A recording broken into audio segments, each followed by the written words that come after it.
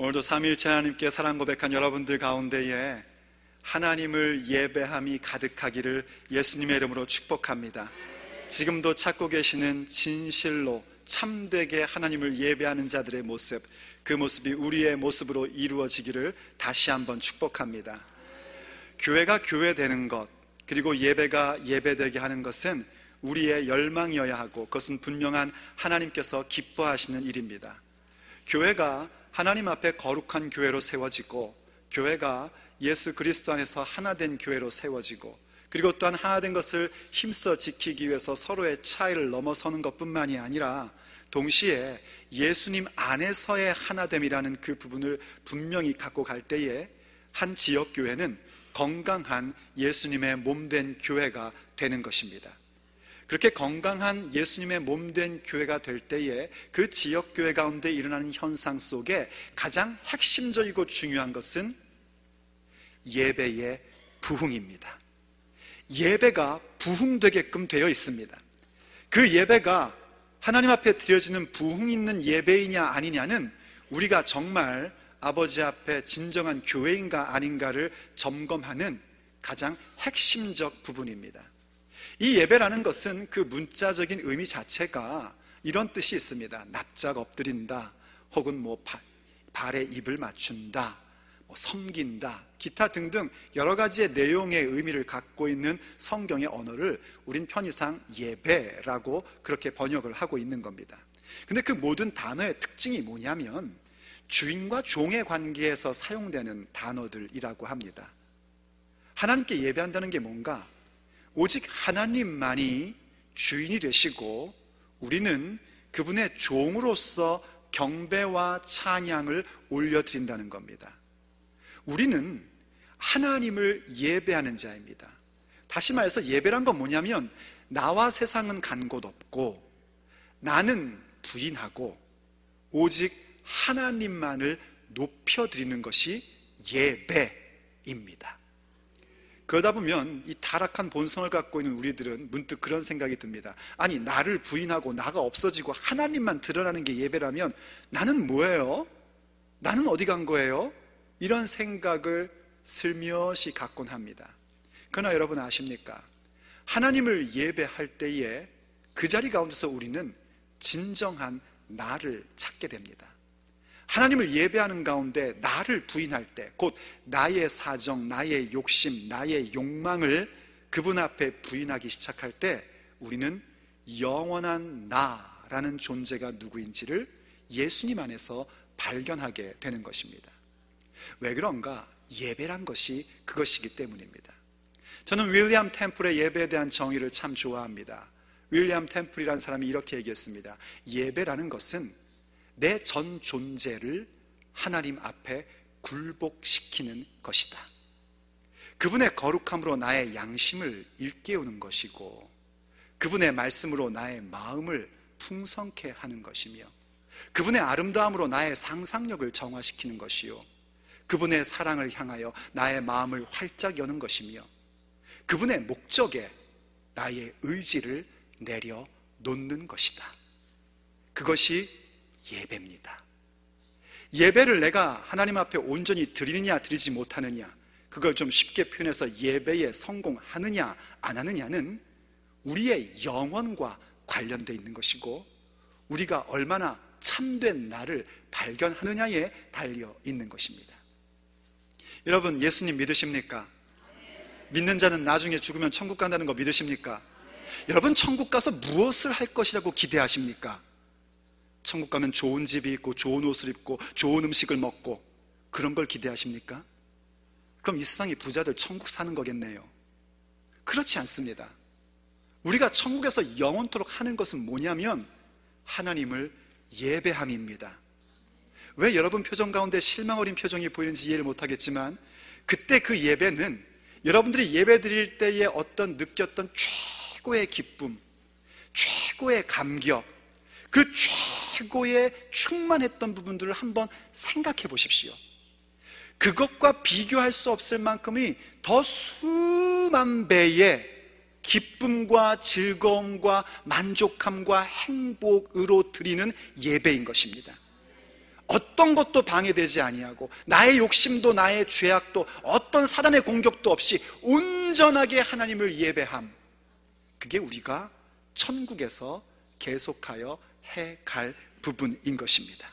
바로 그 예배가 오늘 우리 가운데 연결되어서 이 땅에서 예배를 드리고 있는 것입니다. 그래서 예배를 제대로 드리면 우리의 삶에 아버지께서 주시고자 했던 아름답고 풍성한 삶이 무엇인지가 우리에게 확인되게 되고, 예배에 승리하는 사람들은 우리의 육체의 날들이 하나님 아버지께서 주신 기업으로 승화되어서 승리하는 인생을 살 수밖에 없는 것입니다. 그래서 예배함이 중요한 것입니다. 그리고 동시에 하나님 아버지께서는 지금도 그렇게 예배의 승리자, 참되게 하나님을 예배하는 자들을 찾고 계십니다. 예수님께서 유다를 떠나서 갈릴리로 가실 때의 일입니다. 유다에서 갈릴리로 가는 데에 사마리아를 통과하여 가고 계셨습니다. 보통 유대인들은 사마리아를 통과하지 않았다고 합니다. 그래서 그들은 먼 거리일지라도 길을 이렇게 삥 둘러서 갈릴리로 가고는 했다고 합니다.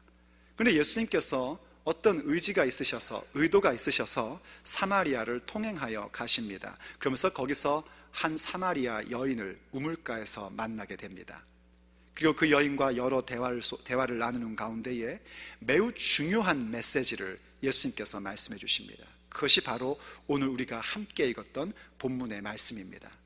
하나님께서는 참되게 예배하는 자, 곧 신령과 진정으로 예배하는 자들을 찾고 계신다는 것입니다. 하나님께서 예배하는 자를 찾으신답니다. 하나님께서 워시퍼를 찾으신다는 겁니다. 하나님께서 워커를 찾는 게 아니라, 일꾼을 찾으시는 게 아니라 예배자를 찾으신다는 겁니다. 참되게 예배하는 자들, 그러한 자들을 찾으시는데, 과연 그 참되게 예배하는 자들은 어떤 사람들의 모습을 갖고 있을까요? 오늘 우리가 본문을 통하여 듣고자 하는 하나님 아버지의 메시지입니다. 참되게 예배하는 자들, 그들은 무엇보다도 우리의 예배함의 대상이 누구인지에 대하여 명확하게 합니다. 누구를 예배하느냐에 대하여 항상 명확합니다. 누구를 예배하고 있는가? 무엇을 예배하고 있는가? 이 부분이 참되게 예배하는 자들에게 있어서 제일 먼저 가져야 할 부분입니다. 여러분, 누구를 예배합니까? 무엇을 예배하는 것입니까? 답은 오직 하나, 하나님만을 예배하는 것입니다. 예배하는 시간의 주인공은 오직 삼위일체 하나님밖에 없습니다. 어떤 사람도 그 예배 가운데 집중될 수 없는 것입니다. 담임 목사일지라도 그 예배의 주인공이 되어서는 안 됩니다. 오직 예배는 하나님께 드리는 것입니다. 오늘 본문 21절 말씀을 보십시오. 이렇게 말씀하십니다. 예수님께서 가라사대 여자여 내 말을 믿으라. 이 산에서도 말고 예루살렘에서도 말고 너희가 아버지께 예배할 때가 이르리라 하고 말씀하세요. 당시 사람들은 어디서 예배하느냐에 집중이 되어 있었답니다. 그리심산에서 예배할 것인가, 예루살렘 산에서 예배할 것인가 서로 논쟁을 하고 있었는데, 예수님께서 하시는 말씀은 그게 아니라는 겁니다. 이제 때가 왔는데, 그 때가 뭐냐면 아버지께 예배할 때가 왔다는 것입니다. 예배함의 가장 핵심은 아버지께 예배한다는 사실을 알아야 됩니다. 하나님께 예배하는 것입니다. 여러분, 오늘 여기 왜 오셨습니까? 왜 오셨습니까? 혹시 누구를 보러 오셨습니까? 아니면 여러분의 핸섬한 목사를 보러 오셨습니까? 혹은 여러분의 비즈니스를 위해서 오셨습니까? 다 거짓된 겁니다. 우리가 온 이유는 하나입니다. 아버지께 예배하기 위해서입니다. 그 사실을 잊어버려서는 안 됩니다.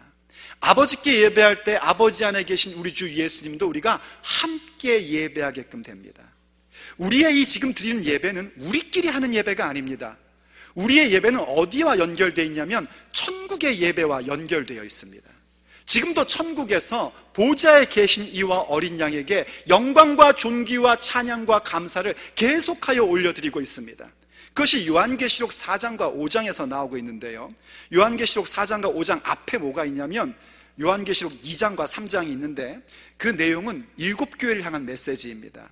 언젠가 하나님께서 허락하시면 그 부분의 메시지도 우리가 듣겠지만 그 7교회가 어떻게 교회가 교회되어야 하느냐 하는 메시지를 주고 계신 겁니다. 그리고 그것이 끝나자마자 사도 요한의 눈을 열어서 열린 문을 보게 하시고 천국을 보게 하시는데, 그때 보게 하신 게 뭐냐면 천국에서 이루어지고 있는 예배의 현장이었습니다. 요한계시록 2장부터 5장까지의 내용이 우리에게 뭘 말씀하고 있습니까? 교회가 교회되면 천국의 예배를 이 땅 가운데서 드리게 된다는 것입니다. 그때 요한계시록 4장과 5장 여러분들 꼭 읽어보시기를 권합니다. 4장과 5장을 보면 무엇을 향하여 예배하고 어떻게 예배하는지가 나옵니다. 예배의 대상은 말할 것도 없이 보좌에 계신 하나님 아버지이시고 어린 양이신 예수 그리스도가 예배의 대상입니다. 그 내용은 하나님의 거룩하심을 찬양합니다. 예배는 찬양하는 것입니다. 노래하는 것입니다. 하나님의 거룩하심을 찬양하고 하나님의 창조와 하나님의 섭리를 찬양하는 내용이 나옵니다. 그리고 동시에 어린 양의 구속, 곧 예수님의 구속하심과 예수님의 통치, 다른 얘기하면 예수님의 왕되심을 선포합니다. 진리를 선언하는 가로되 혹은 이르되 하는 부분이 계속해서 나옵니다. 그래서 예배란 뭔가 하나님을 향하여 찬양과 경배를 올려드리며 하나님의 진리가 선포되는 것이 예배입니다. 그리고 거기에 무엇까지 포함되고 있냐면 성도의 기도가 천국에 올라가고 있는 모습을 요한계시록에서 보여줍니다. 그래서 예배의 요소는 그런 겁니다. 찬양과 경배, 말씀의 선포, 그리고 기도함, 이것이 바로 예배입니다. 그런데 이런 예배가 어떤 식으로 이어지는지를 요한계시록 5장 말미에서 이렇게 보여줍니다. 요한계시록 5장 13절과 14절 말씀입니다.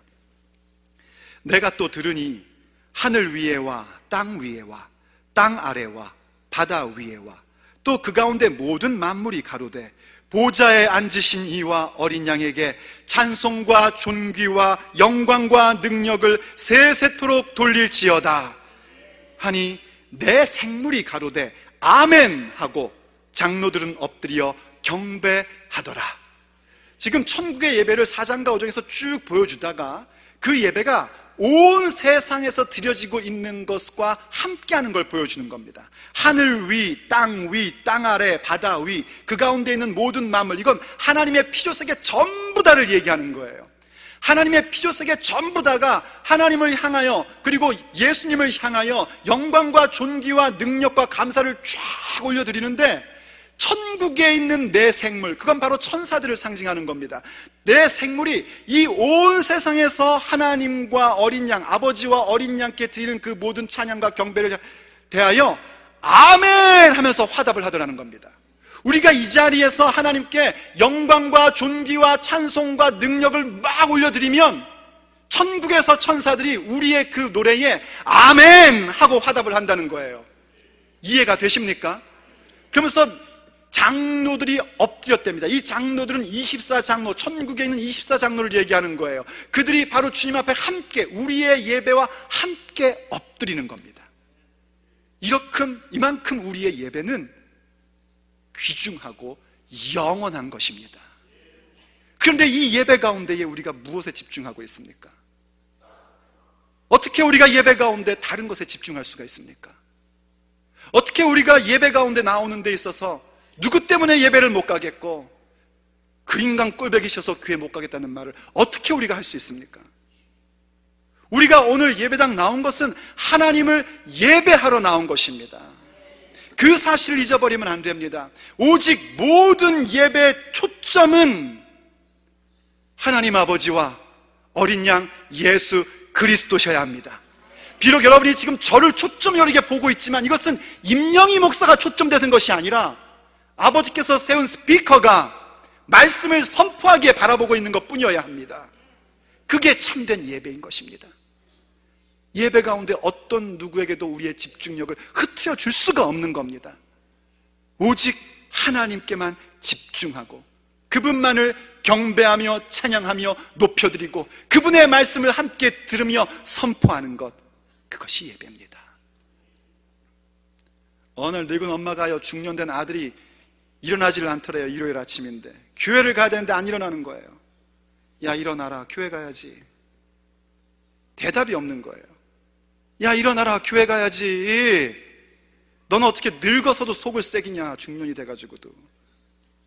엄마 5분만이요. 5분 있다 또 묻습니다. 예, 교회 가야지. 엄마 5분만 더. 5분 있다 또 말합니다. 예, 교회 안 가냐? 엄마 5분만 더. 엄마가 드디어 터졌습니다. 너 뭐가 문제야? 말해. 왜 그래 도대체? 그러자 아들도 벌떡 일어나더니 얘기하더랍니다. 엄마, 나 진짜 교회 가기 싫어. 교회 장로님 기도는 엄청 길지. 창세기에서 계시록까지 다 우리 교회 장로님들은 정말 짧고 굵잖아요. 성가대는 맨날 불협화음이지. 우리 찬양대 참 잘해요. 그리고 특히 엄마, 사람들 보면은 막 엄청 친절하고 나이스한 척 하는데 막 뒤에서 말만 드러내지. 진짜 나 정말 교회 가기 싫어. 그래서 엄마가 그 아들에게 이렇게 얘기했답니다. 야, 네 마음이 뭔지는 이해한다. 하지만 일요일날 교회 가야 되는 3가지 이유가 있단다. 첫째, 일요일날 교회 가서 예배드리는 것은 선택이 아니라 필수다. 왜냐하면 일요일이 아니라 주일이기 때문이다. 주일 예배 드리는 것은 성도의 의무야. 그러니까 교회 가야 돼. 두 번째, 교회를 가는 이유는 사람들 보러 가는 거 아니지 않니? 하나님께 예배하러 가는 거란다. 그러니 제발 좀 사람들 보지 말고 하나님 예배하는 것만 좀 집중해다오. 그리고 3번째 이유가 있다. 네가 그 교회 담임 목사잖니. 하여튼 목사도 똑같이 느낄 수 있다는 거 아니겠습니까? 목사든 장로든 권사든 집사든 어제 갖고 온 성도든 교회 나와서 이 거스리는 부분이 있는 것은 자연스러운 겁니다. 왜냐하면 우린 전부 다 너나 할 것 없이 전부 지금 다 공사 중이지 않습니까? 그래서 우린 늘 거스리고 다른 사람 통행에 불편을 주는 아주 죄송함을 늘 쓰고 있는 사람들입니다. 그런데 우리가 오늘 여기 모인 이유, 우리가 오늘 아침 깨우고 단장하고 여기에 온 이유는 그 사람 보려고 온 것도 아니고 그 사람과 한판 붙으려고 온 것은 더더욱 아니고 또 누가 오늘 나를 시비거나 그거 한번 신경 쓰고 싶어서 온 것도 아니고 오직 하나님 아버지를 예배하러 온 것입니다. 나의 예배를 받으시는 분은 하나님 아버지, 우리 주 예수 그리스도이십니다. 거기에 집중을 하셔야 됩니다. 나의 예배함의 대상이 누구인지 확실히 아는 것, 그게 바로 참되게 예배하는 자들의 모습인 것입니다. 두 번째, 참되게 예배하는 자들은 무엇을 하는가? 우리에게 오신 구원의 주를 압니다.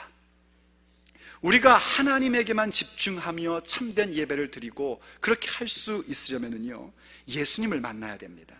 그래서 참되게 예배하는 자들은 항상 우리에게 오신 구원의 주를 만나고 그분을 알아가는 삶을 삽니다. 오늘 본문의 내용도 그러한 부분들이 앞뒤 문맥에서 나오는 것을 보게 됩니다. 한번 22절 오늘 본문 말씀을 보십시오. 너희는 알지 못하는 것을 예배하고 우리는 아는 것을 예배하노니 이는 구원이 유대인에게서 남이니라 하고 주님께서 말씀하십니다. 이때 너희는 사마리아 사람들을 얘기하는 것이고요, 우리는 유대인들을 얘기하는 겁니다. 이 사마리아 사람들은요, 역사적으로 아픔을 갖고 있던 사람들입니다. 본래 사마리아 사람들은 그 이른바 북이스라엘 10개 지파의 후손들인데요, 그들이 하나님께 범죄함으로써 AD 722년인가요? 그때쯤에 그 당시 강대국인 아스리아, 성경에서는 아수르라고 이름하는 그 나라에게 멸망을 당합니다. 그런데 안타깝게도 이 아수르는 어떤 정책을 갖고 있었냐면 모든 민족들을 다 섞어버려가지고 그 각각의 민족성을 없애서 아수르라는 대제국을 만들려고 하는 그런 그 정책을 갖고 있었습니다. 그 피해를 입은 자들이 바로 이 사마리아 사람들입니다. 그런데 반면에 그때는 망하지 않고 나중에 그 다음 세대인, 그 다음 강대국인 바벨론에게 멸망받은 유대인들은 바벨론은 그런 정책을 갖고 있지 않고 오히려 민족들을 인정해주는 모습을 가졌기 때문에 그들은 자신의 혈통들을 지킬 수 있었던 겁니다. 근데 그 모습을 가지고 이 유대인들이 사마리아 사람들을 업수히 여긴 겁니다. 그럼 예수님께서 너희는 알지 못하는 것을 예배하고 우리는 아는 것을 예배한다 할 때에 예수님도 사마리아 사람들을 업수히 여기신 걸까요? 이건 그런 얘기가 아닙니다. 여기에는 배경이 있습니다. 이 사마리아 사람과 유대인들이 서로 결별이 된 상태 속에서 오랜 세월을 지나면서 사마리아 사람들은 사마리아 사람들만의 모세오경을 가지고 있었답니다. 이른바 사마리아 모세오경이라는 겁니다. 근데 이 사마리아 모세오경은 유대인 모세오경, 곧 지금 우리가 보고 있는 모세오경과 약간의 차이만 있대요. 근데 그 약간의 차이 속에 매우 중요한 핵심적인 부분이 빠져 있답니다. 그게 뭐냐면 신명기 17장 18장에 나오는 모세가 이런 예언을 합니다. 마지막 때가 되면 하나님께서 나와 같은 선지자를 너희 가운데 세워주실 것이다 하는 그 내용이 빠져 있답니다. 이때 모세가 마지막 때에 나와 같은 선지자를 세워줄 거다 때 그 나와 같은 선지자는 누구를 말하는 것이냐면 오실 예수님을 말하는 겁니다. 그런 부분이 빠져 있는 거예요. 더더군다나 이 사마리아 사람들은 우리가 보고 있는 여호수아서부터 말라기까지 유대인식으로 얘기하자면 선지서, 예언서와 시가서를 받아들이지 않았다고 합니다. 그런데 여호수아서부터 말라기까지 무슨 중요한 내용이냐면 오실 예수님에 대한 예언이 매우 중요하게 기록되어 있는데 그거를 인정하지 않고 받아들이지 않으니까 이 사람들은 오실 예수님에 대한 알미 전무하다 해도 과언이 아니었던 겁니다. 그런데 보면은 유대인들은 예루살렘에서 예배를 하고 있고 자기네들은 그리심산에서 예배를 합니다. 왜 그리심산을 중요하게 여겼냐면 신명기의 그리심산은 축복을 상징하는 산이기 때문에 이 사람들은 그리심산에서 예배하는 게 하나님께 예배하는 것이겠지라고 생각하고 그리심산에서 예배를 해온 겁니다. 그래서 이들에게는 의문이 있었어요. 과연 그리심산의 예배가 좋은 예배인지 아니면 예루살렘의 예배가 좋은 예배인지. 그러면서 동시에 메시아가 어떻게 오신지에 대한 알은 없었지만 그럼에도 불구하고 그리스도가 오면 이 모든 부분들을 다 가르쳐주고 해결해 줄 거다 하는 믿음들을 갖고 있었던 겁니다. 이런 배경 지식을 갖고 여러분이 요한복음 4장을 다시 한번 읽어보면 예수님과 여인의 대화 속에서 이게 그런 내용으로 대화가 오고 가고 있는 것이구나 하는 걸 이해하게 될 겁니다. 그런데 지금 이 사마리아 여인이 현존하여 오신 메시아 예수님을 만난 겁니다. 이게 중요합니다. 예배는 뭔가 예수님을 만나는 것입니다. 예수님을 만나야 나의 예배 대상이 하나님 아버지시요 우리 주 예수 그리스도라는 사실을 명확히 알 수가 있습니다. 예수님과의 만남이 어떤 스타일인가? 예수님과의 만남은 우연처럼 보이는 필연으로 만나게 됩니다. 요한복음 4장 3절로 4절 말씀을 보면은요, 예수님께서 유다를 떠나서 다시 갈릴리로 가실 때에 사마리아로 통행하여야 하겠는지라 하고 기록하고 있습니다. 이때 이 하여야라는 표현이 매우 중요한 표현입니다. 이게 성경 언어에 있어서 하여라는 표현은 특별히 요한복음에서는 어떤 목적을 가지고 반드시 해야 할 때 쓰는 표현입니다. 사마리아를 통행하는 것이 어쩌다 우연히 가시는 것이 아니라 분명한 목적을 가지고 거기를 반드시 내가 지나가야겠다 하는 의지 속에서 예수님이 통행하셨다 하는 것을 우리에게 보여주는 내용입니다. 우연히 보였을 수도 있습니다. 우연히 예수님께서 사마리아를 통행하다가 수가라 하는 성에 한 우물가에 앉으셔서 목을 축일까 하는 모습으로 우연히 앉은 것처럼 보일 수 있습니다. 그러나 예수님의 심중에는 의도가 있으셨습니다. 사마리아 여인을 만나시고 그에게 생명의 물을 넣어주시고 그를 통하여 사마리아 사람들에게 복음을 주시고자 하는 주님의 목적이 있었던 겁니다. 여러분은 오늘 어떻게 여기 와 앉아 계십니까? 우연히 와 계십니까? 결코 아닙니다. 하나님의 의도가 있으셔서 여러분이 지금 여기에 계신 겁니다. 하나님께서 의도하시고 목적을 갖고 여기에 와 계시고 그 가운데 우리도 여기에 와 있는 것입니다. 이러한 주님을 만나야 됩니다. 우연처럼 보이고 그저 누가 오라고 해서 온 것처럼 보이지만 실제로는 하나님의 의도와 아버지의 목적이 우리 가운데 있어서 내가 지금 여기에 있다는 사실을 알고 예수님을 만나셔야지 됩니다. 한편 이 여인은요, 참 가련한 여인입니다. 남편 5이 있었고 지금 살고 있는 남자도 실제로 남편이 아니랍니다. 그러니 얼마나 기구한 인생을 산 여인입니까? 그런데 같은 시대에 그런 여인을 보면 사람들은 손가락질합니다. 이상한 여자라고 취급을 합니다. 그러다 보니까 이 여인은 사람 만나기가 싫은 거예요. 그래서 사람들이 우물에 물 들어오지 않는 시간을 선택해서 지금 물을 길러 온 겁니다.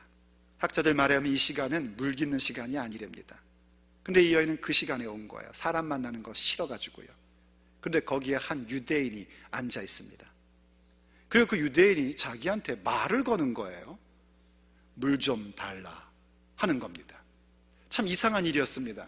유대인들은 사마리아 사람들을 상종하지 않는데 사마리아인인 여자인 나에게 물을 달라는 게 이상해서 반문을 합니다. 아니, 당신은 유대인인데 왜 사마리아 여자인 나에게 물을 달라는 거예요? 아마 약간은 좀 짜증과 비아냥대는 목소리도 들었을 것 같아요. 그때 예수님께서 이렇게 그녀에게 답을 하십니다. 요한복음 4장 10절에 예수님께서 대답하여 가라사대 내가 만일 하나님의 선물과 또 내게 물 좀 달라 하는 이가 누구인 줄 알았더라면 내가 그에게 구하였을 것이요 그가 생수를 내게 주었으리라. 네가 지금 물 좀 달라는 내가 누군지 알았다면, 그리고 지금 이 순간이 너에게 하나님께서 주신 선물이라는 사실을 알고 있다면 네가 나한테 물을 달라고 할 것이고 내가 너에게 생수를 줄 텐데. 그녀는 전혀 이해하지 못했습니다. 오히려 비웃듯이 말합니다. 우물이 깊어요. 물을 어떻게 뜨시려고요? 당신이 야곱보다 더 큰 사람이에요? 하고 묻습니다. 그러자 예수님께서 계속해서 이렇게 말씀을 하십니다. 13절과 14절 말씀입니다. 예수님께서 대답하여 가라사대 이 물을 먹는 자마다 다시 목마르려니와 내가 주는 물을 먹는 자는 영원히 목마르지 아니하리니 나의 주는 물은 그 속에서 영생하도록 솟아나는 샘물이 되리라. 예수님이 주시는 물은 이런 물이 아니란 말입니다. 아까도 마셨는데 또 목마르잖아요. 이런 물이 아니고 이 물을 마시면 영생하도록 솟아나는 샘물이 되었던 물, 곧 영원한 생명을 주시는 참된 물을 예수님이 주시겠다는 겁니다. 근데 여러분 잘 보십시오. 영생하도록 주시는 샘물 터지게 해주시는 분, 그 생명의 물을 주시는 그분이 그 여인에게 물 좀 달래시는 겁니다. 예수님을 만날 때에 그런 느낌을 우리도 받습니다. 생명의 물을 주시는 분께서 목마르다고 물 좀 달래시는 거예요. 네, 예수님 육체 가운데 계셨을 때 분명히 목마르셨을 것입니다. 배고프셨죠. 하지만 예수님께는 그 육체의 목마름, 육체의 배고픔이 문제가 아니었습니다. 예수님에게 있는 양식은 뭐였냐면 아버지의 뜻을 이루는 것이 예수님의 양식이셨습니다. 예수님께서 지금 이 여인에게 물 좀 달라는 건 무엇을 위해서 물 좀 달라 하셨는가? 바로 그녀에게 영원한 생명수를 주시고 싶으셔서 내게 물 좀 다오 하고 요구하신 것입니다. 이런 일은 오늘날 우리에게도 동일하게 이루어지고 있는 사건입니다. 우리가 하나님을 예배하고 예수님을 만날 때 예수님을 모르면, 예수님을 배우지 않으면, 예수님을 알지 못하면 마치 주님께서 우리에게 뭔가를 늘 요구하는 것 같습니다. 예배를 나오면 예수님께서 나에게 시간을 달라고 하시고, 예배를 나오면 예수님께서 우리에게 물질을 내놓으라고 얘기하시고, 예배를 나오면 예수님께서 우리에게 일하라고 얘기를 하시고, 벌룬티어라고 하시고, 아니 뭘 이렇게 요구를 많이 하시죠? 이런 생각을 가질 수 있습니다. 그러나 한번 생각해 보십시오.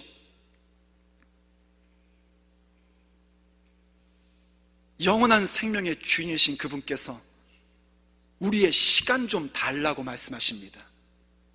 무엇 때문이겠습니까? 우리에게 영생을 주고 싶으시기 때문입니다. 천지를 창조하시고 모든 것의 주인이신 그분께서 우리에게 11조를 하래십니다. 무엇 때문이겠습니까? 우리의 육체 날들의 모든 필요한 것들을 아버지의 은혜로 보장해 주시고 지지해 주시고자 달라 하시는 겁니다. 왜 그분이 우리의 일을 원하시고 우리의 손길을 원하시고 우리의 봉사를 원하십니까? 전능하신 하나님께서 왜 우리의 봉사를 원하십니까? 우리의 삶이 더욱더 보람되고 그 보람된 삶 가운데에 영원 가운데 보상받고 상급받는 사람들로 만들어주고 싶으셔서 우리에게 일하라고 요구하고 계신 것입니다. 생명의 물을 주시는 분이 지금 우리에게 물 좀 달라고 말씀하고 계신 것입니다. 그 주님을 만나셔야 되고 그 주님의 의도를 이해할 수 있으셔야 됩니다. 그래야 참된 예배를 드릴 수 있는 거예요. 그래야 거기에 우리의 예배가 생명이 있는 예배가 되는 것이고 우리의 예배가 오직 하나님 아버지와 예수님께만 집중되는 예배로 승화될 수 있는 것입니다. 그런데 그 여인이 그걸 이해를 못합니다. 어쩌면 우리처럼 이해를 못하는 것일 수도 있지요. 그 얘기를 듣자마자 한다는 말이 이럽니다. 그래요. 그런 물이 다 있어요. 한 번 마시면 목마르지 않은 물이 다 있어요. 그것 좀 주십시오. 나 그거 마시고 이 물길로 좀 안 오게요. 이 물길로 오는 거 진짜 귀찮거든요. 사람 만나기도 싫고 그것 좀 주소 이럽니다. 이 영적인 것을 전혀 이해하지 못하는 사람의 모습이죠. 예수님 모르면 아무리 귀한 말씀으로 아버지께서 우리에게 명령하셔도 그걸 이해를 못합니다. 그러자 예수님께서 이번에는 직접적으로 그녀의 현실적 문제를 탁 치십니다. 가서 네 남편 데리고 와라. 그러자 여인이 대답합니다. 남편이 없습니다. 네 말이 옳다. 네가 남편 5이 있었고 지금 있는 남편도 너의 남편이 아니니 네 말하는 게 옳다.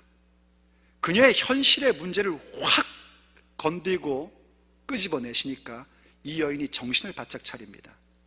비로소 지금 내 눈앞에 있는 유대인이 그냥 예사 유대인이 아니라 어쩌면 선지자인가 보다 하고 말합니다. 당신 선지자시군요.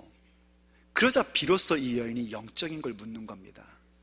우리는 그리심산에서 당신들은 예루살렘에서 예배한다고 그러는데 뭐가 맞는 겁니까? 그리고 예수님이 설명을 해주시는 겁니다.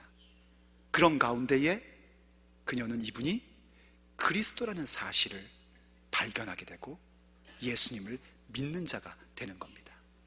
예배는 그런 게 있어요. 우리의 현실의 문제를 하나님께서 탁 잡아채시는 경우가 있습니다.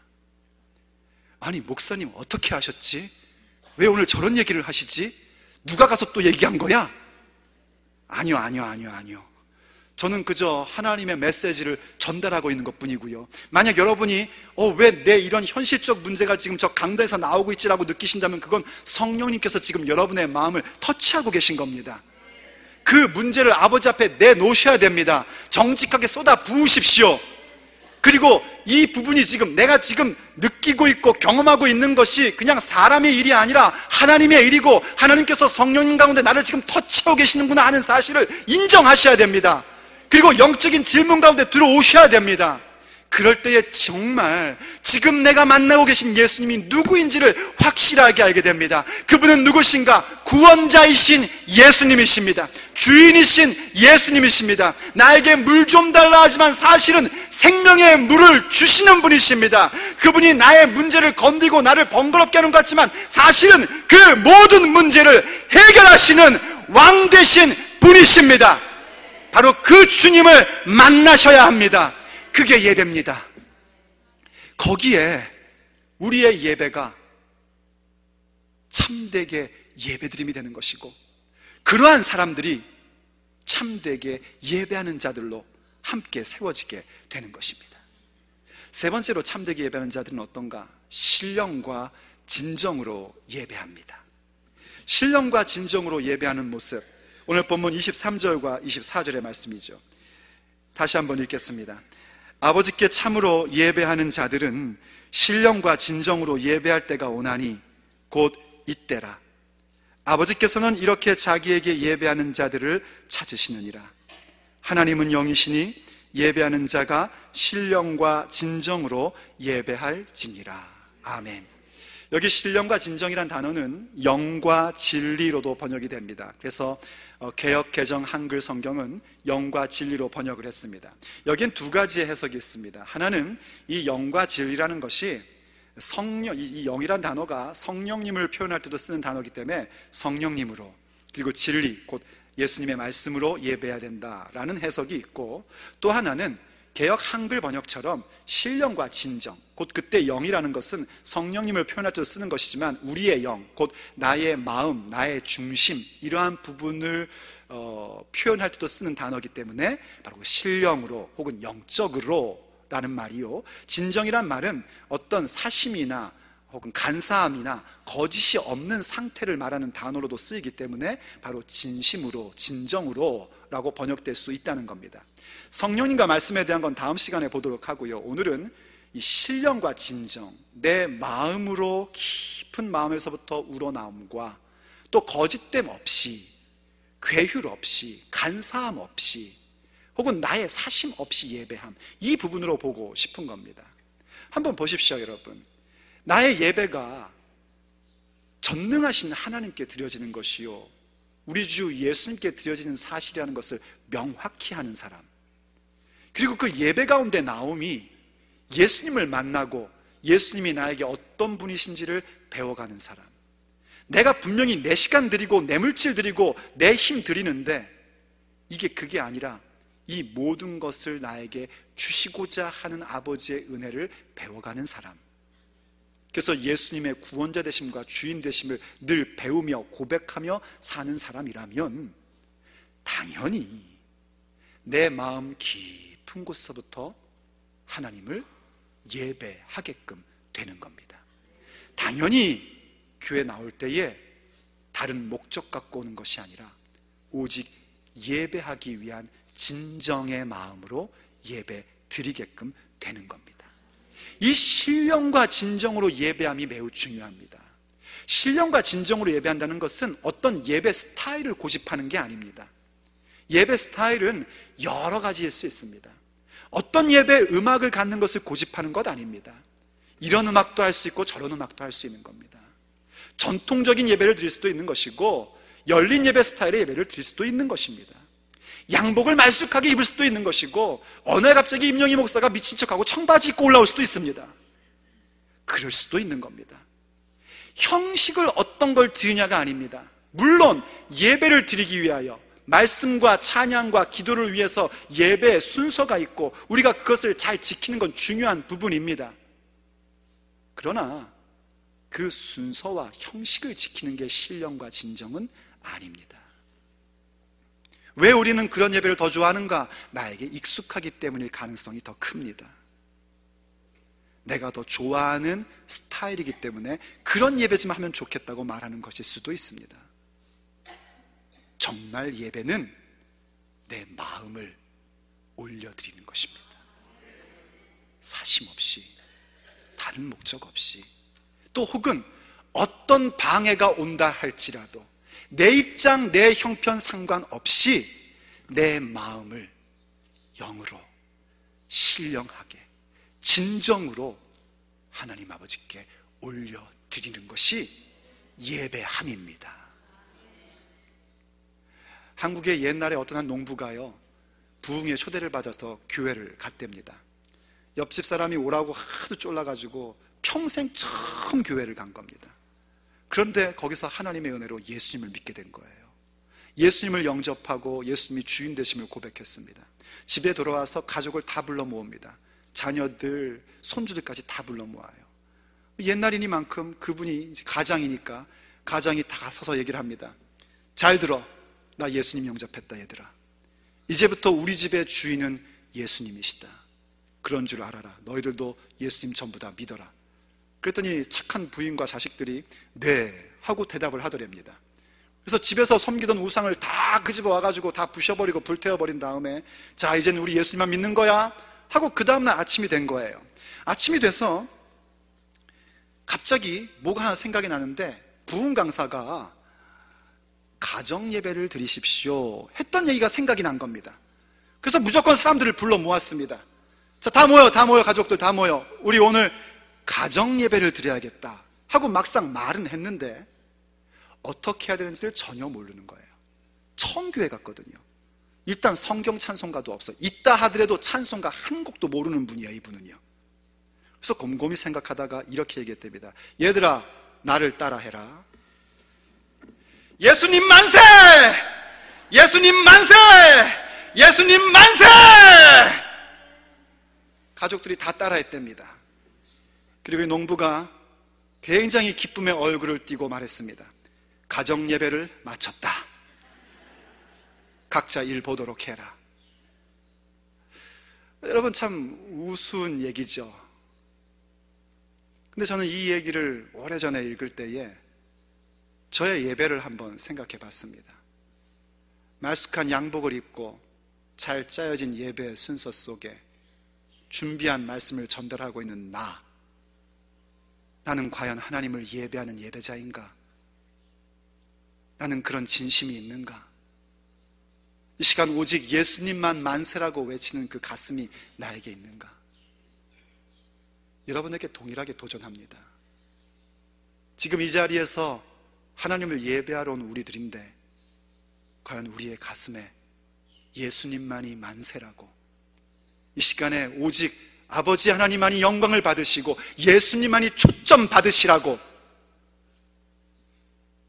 그 신령과 진정의 마음이 있으십니까? 그것이 신령과 진정으로 예배하는 것입니다. 아버지는 지금도 바로 그렇게 참되게 예배하는 자들을 찾고 계십니다. 기도하시겠습니다. 사랑하는 아버지, 우리의 예배를 돌아보게 하여 주셔서 감사드립니다. 우리는 하나님을 예배하는 예배자들입니다. 그런데 너무나 어리석어서요, 때로는 이런 거 저런 거 생각하고 여기에 나오고 아버지를 예배함보다는 내 형편, 내 사정, 내 입장, 또 내가 겪은 일들에 집중하는 참 못난 사람들입니다. 그런 못난 저희들을 아버지께서 사랑하시고 주님 만나게 하시어 깨닫게 해주셔서 예수님을 주라 믿으며 고백하며 보좌에 계신 이와 어린 양께 영광과 존귀와 찬송과 능력을 올려드릴 수 있는 예배자 되게 하신 것을 감사드립니다. 아버지를 예배합니다. 예수님을 예배합니다. 오직 하나님만을 예배하는 자가 되기를 원합니다. 우리 교회가 오직 아버지만을 예배하며 예수님의 이름만을 높이는 교회 되기를 원합니다. 아버지 도와주시옵소서. 우리를 그렇게 만들어 주시옵소서. 아버지의 도우심이 없이는 우린 금방 넘어지고 우리의 예배 가운데 다른 데 집중하고 우리의 정신이 흐트러지는 참 못난 사람들입니다. 그러므로 아버지 우리를 붙잡아 주시옵소서. 성령님으로 우리를 항상 장악시켜 주시옵소서.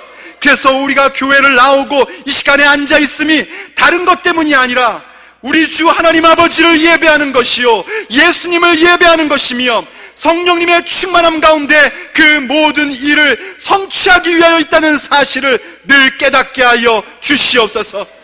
그래서 아버지, 오늘 우리가 드리는 이 예배를 아버지께서 기쁘게 받으시고 우리가 주 앞에 영광과 존귀와 찬양과 감사를 올려드릴 때마다 천국의 천사들과 24장로들이 아버지 앞에서 아멘으로 화답하며 엎드려 경배하는 그 사건이 일어나게 하여 주시옵소서.